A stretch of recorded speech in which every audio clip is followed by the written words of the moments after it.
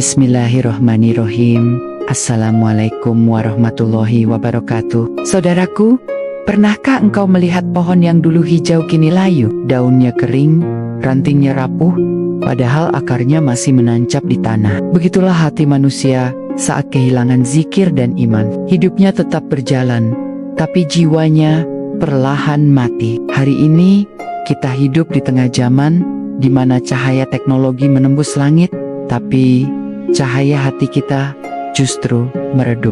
Kita punya generasi yang pandai bicara, tapi lupa bagaimana mendengar suara nurani. Kita punya pemuda yang cepat berpikir, tapi lambat berzikir. Kita punya pelajar yang kuat dalam logika, tapi lemah dalam akhlak. Inilah yang disebut para ulama sebagai dekadensi akhlak, sebuah keruntuhan batin yang tak terlihat, tapi merusak segalanya dari dalam. Saudaraku, pernahkah engkau memperhatikan anak-anak zaman ini? Mereka lahir di tengah gawai, tumbuh di dunia maya, tapi seringkali kehilangan dunia nyata. Mereka tahu nama-nama artis, tapi tidak tahu nama sahabat Nabi.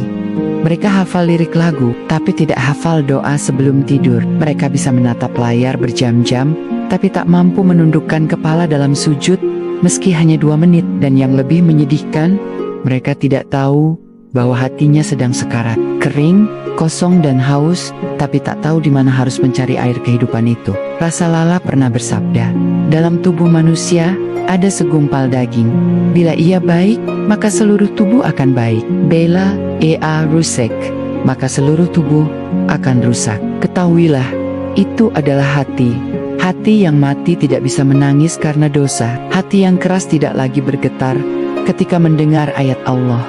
Dan hati yang kering tidak lagi merasa rindu untuk salat atau merasa tenang ketika berzikir. Dahulu, di zaman Sayyidina Umar bin Khattab, ada seorang pemuda yang selalu menangis setiap kali membaca ayat. Dan bagi orang yang takut akan saat menghadap Tuhannya, ada 2 surga. Umar mendatangi rumahnya dan bertanya, "Wahai anak muda, apa yang membuatmu menangis setiap kali membaca ayat ini?" Pemuda itu menjawab pelan, "Aku takut, wahai Amirul Mukminin. Apakah aku termasuk orang yang takut kepada Allah?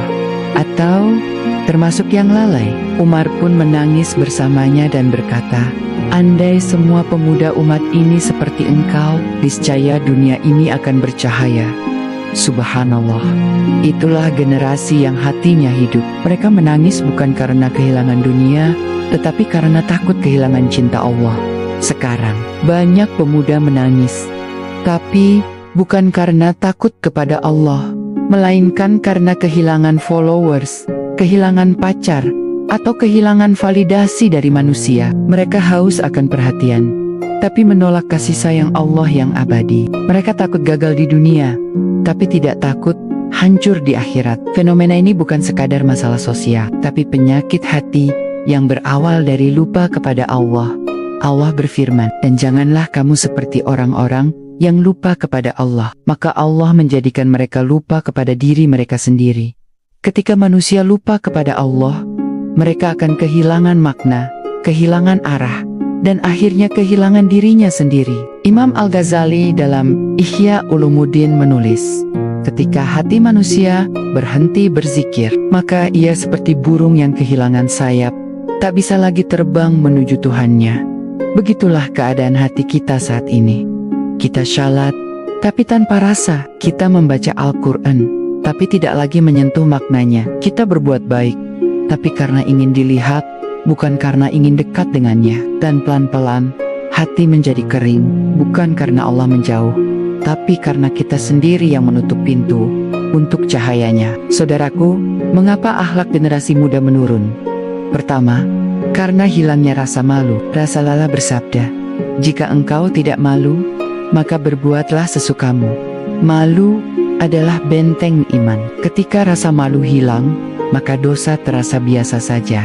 Kedua, hilangnya teladan. Dulu anak meniru ayahnya yang salah tepat waktu. Sekarang banyak yang meniru orang-orang yang viral di media sosial. Dan ketiga, hilangnya zikir. Zikir adalah pengingat bahwa kita ini kecil, tapi generasi kini terlalu sibuk membesarkan egonya masing-masing. Saudaraku, hati yang kering tidak bisa disiram dengan motivasi dunia, tapi hanya bisa hidup kembali dengan iman, zikir, dan tawakal. Iman tidak tumbuh hanya karena banyak mendengar, tapi karena sering merasa diawasi oleh Allah. Tanamkan rasa murakabah ini pada diri kita dan anak-anak muda, bahwa Allah selalu hadir, mendengar, dan mencatat setiap langkah kita. Ketika hati sadar diawasi, ia tidak akan berani berbuat maksiat, walaupun seluruh dunia tidak melihat. Selanjutnya, zikir. Zikir adalah air kehidupan bagi hati yang kering. Ibnu Qayyim berkata, zikir bagi hati itu seperti air bagi ikan. Apa yang terjadi bila ikan keluar dari air? Hati yang jauh dari zikir akan sesak. Ia akan mencari pelarian dalam kesenangan semu, karena lupa sumber kebahagiaan sejati, yaitu kedekatan dengan Allah. Ingatlah, hanya dengan mengingat Allah, hati menjadi tentram. Lalu, tawakal. Tawakal bukan berarti pasrah, tetapi percaya sepenuhnya pada rencana Allah setelah kita berusaha sebaik mungkin. Ketika pemuda diajarkan tawakal, mereka tidak akan mudah stres, tidak mudah iri, dan tidak mudah tergoda untuk menipu demi kesuksesan. Karena mereka tahu, rezeki sudah dijamin dan takdir sudah ditulis. Pemuda yang tawakal tidak akan mudah galau, karena hatinya sudah punya sandaran yang paling kokoh. Suatu ketika, Imam Syafi'i ditanya tentang bagaimana adabnya kepada gurunya. Beliau menjawab, "Aku membuka lembaran kitab di hadapan guruku dengan sangat pelan, karena aku takut bunyi lembaran itu mengganggu beliau." Subhanallah, adab yang begitu kecil, tapi menunjukkan besarnya rasa hormat. Dan dari adab itulah lahir ilmu yang penuh berkah. Hari ini kita perlu mengajarkan kepada anak-anak kita bahwa akhlak adalah fondasi ilmu. Tanpa akhlak, ilmu hanya akan menjadi api yang membakar diri sendiri. Saudaraku, mari kita berhenti sejenak. Bayangkan wajah anak-anak kita, cucu-cucu kita, adik-adik kita. Apakah mereka sudah mengenal Allah atau hanya mengenal dunia? Mari kita tangisi mereka, bukan karena mereka nakal, tapi karena mungkin kita yang belum cukup membimbing. Mereka haus akan air iman, tapi kita sibuk memberi mereka gula-gula dunia. Mari kita berdoa bersama. Ya Allah, bimbinglah para pemuda muslim, perbaikilah hati mereka, dan lindungilah mereka dari fitnah zaman ini. Ya Allah, hidupkan hati kami dengan zikir-Mu, tenangkan jiwa kami dengan sinti-Mu, dan basahkan lisan kami dengan syukur kepadamu.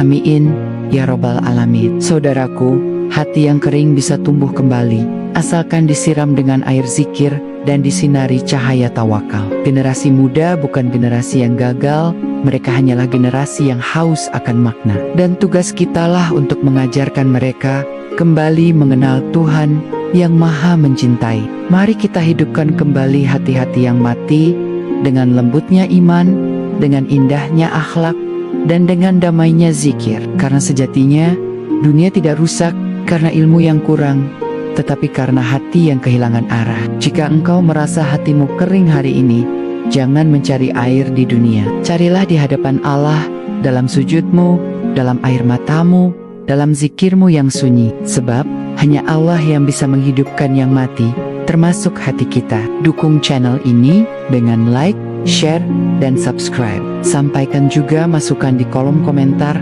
untuk perbaikan, agar tayangan berikutnya bisa jauh lebih baik dan bermanfaat. Niatkan semua ini sebagai ibadah agar Allah ridho, hingga menjadi amal jariah yang diterima untuk kita semua. Amin.